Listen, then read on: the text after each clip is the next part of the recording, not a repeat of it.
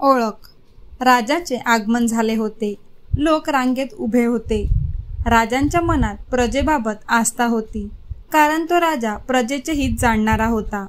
राजाच्या रथाच्या पुढे मंत्री, सेनापती आणि वरिष्ठ अधिकाऱ्यांचे रथ होते. सर्वात पुढे सैनिक गर्दीला नियंत्रित करत होते. या जनसमुदायामध्ये एक अंध संन्यासी पण उभा होता. त्याला या अद्भुत सोहळ्याचा आनंद घ्यायचा होता. त्यामुळे तो रांगेतून बाजूला उभा होता. जेव्हा वाजंत्रीवाले जवळ आले तेव्हा सैनिक ओरडू लागले, सरका, दूर व्हा, बाजूला व्हा. अंध संन्यासी म्हणाला, समजले.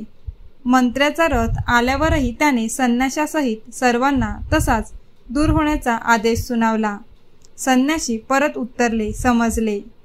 असेच सर्व सेनापतीचे रथ येताना झाले. त्यावेळेसही सैनिकांचे आणि संन्याशाचे वरीलप्रमाणेच म्हणणे आले. सर्वात शेवटी राजाचा रथ आला. संन्याशाला पाहताच राजा तत्काळ रथाच्या खाली उतरला आणि त्यांच्या पाया पडत म्हणाला, आपण या गर्दीत येण्याचे का बरे कष्ट घेतले?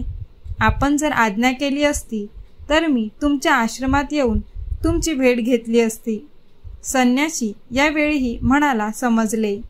राजाने संन्याशी वृद्धाला विचारले, महाराज, मी फारसे काही न बोलता आपण समजले असे म्हणता.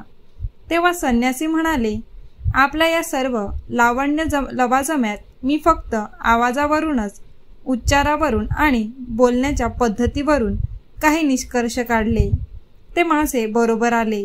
त्याला मी समजले म्हणत होतो. सैनिकाचा, सेनापतीचा, मंत्र्यांचा वेळेचा सूर हा वेगळा होता आणि मृदू आवाज हा केवळ राजाचा असू शकतो याची मला खात्री होती.